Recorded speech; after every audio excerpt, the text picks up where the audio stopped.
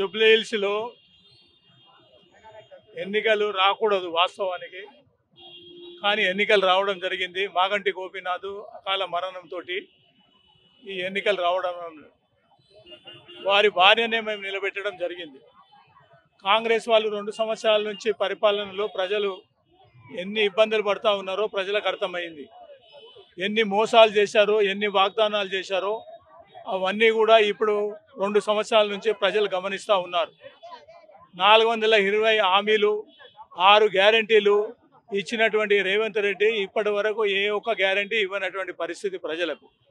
ఇవాళ ఎన్నో అబద్ధాలు పెట్టి హైదరాబాద్ను అతలాకుతలం చేస్తూ మంచినీళ్ళ వ్యవస్థ, కరెంటు వ్యవస్థను, హైడ్రాను ఇంట్రడ్యూస్ చేసి ప్రజల జీవితాలతోటి ఆట ఆడుతున్నటువంటి రేవంత్ రెడ్డికి సరైన బుద్ధి చెప్పడానికి జూబ్లీ హిల్స్లో ప్రజలు ముందున్నారు.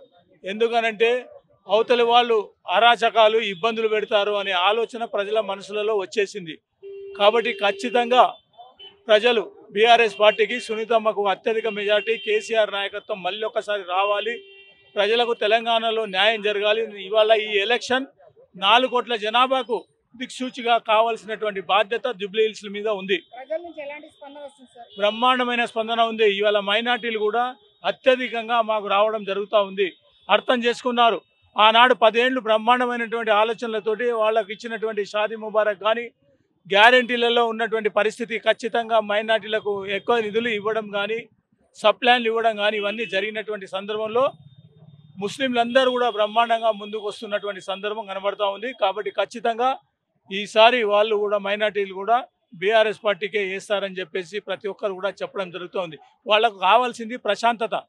ఈ జూబ్లీ హిల్స్ ప్రశాంతంగా ఉండాలి, కానీ బండ్ల మీదనో ఉన్నటువంటి దుకాణాలలోనో, బ్యారస్ల దగ్గరనో, మోండాలలోనో, చిన్న కూరగాయల వాళ్ళ దగ్గర పైసలు వసూలు చేసే వాళ్ళు మాకు వద్దు అని చెప్పి వాళ్ళు నిర్ణయం తీసుకోవడం జరిగింది. కాబట్టి ఖచ్చితంగా జూబ్లీ హిల్స్లో ఎట్టి పరిస్థితుల్లో సునీతమ్మ గారు అత్యధిక మెజార్టీ కేసీఆర్ నాయకత్వంలో గెలవడం జరుగుతుంది. అది చాటగైన వాళ్ళు మాట్లాడుతూ ఉంటారు. రాజకీయము ఇద్దరు నేషనల్ పార్టీలు, బీజేపీ కానీ కాంగ్రెస్ కానీ, మేము ప్రాంతీయ పార్టీ. ఖచ్చితంగా మా ప్రభుత్వంలో ప్రజలు ఎంత మేలు జరిగిందో వాళ్ళు అర్థం చేసుకున్నారు. గత 10 ఏళ్ళు ఎన్ని నిధులు రావడం జరిగింది, ఎక్కడెక్కడ అభివృద్ధి చేయడం జరిగింది. రాష్ట్రాన్ని అభివృద్ధి ఫస్ట్ నెంబర్లో తెచ్చినటువంటి కేసీఆర్ ఇలా 18వ రాష్ట్రంగా పోయినటువంటి పరిస్థితి కాంగ్రెస్ ప్రభుత్వం. కాబట్టి ఖచ్చితంగా ప్రజలు వాళ్ళు మంచి కోసమే దేవులాడతారు, కానీ ఖచ్చితంగా బీఆర్ఎస్ పార్టీ గెలుస్తుంది.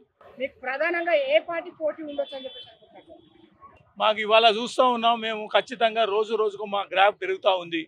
ఎట్టి పరిస్థితుల్లో నేషనల్ పార్టీస్లు ఎవరైనా సరైన రీతిలో మా దగ్గర దరిదాపులో కూడా లేరనేది మేము గమనిస్తూ ఉన్నాం. ఎందుకంటే భయభ్రాంతులతోటి ప్రజలు జీవించాలంటే వాళ్ళు ఒప్పుకుంటారా అని నేను అడుగుతా ఉన్నా. ఒప్పుకోరు. ఖచ్చితంగా సైలెంట్ ఓటు 100% మాకు జరుగుతుంది.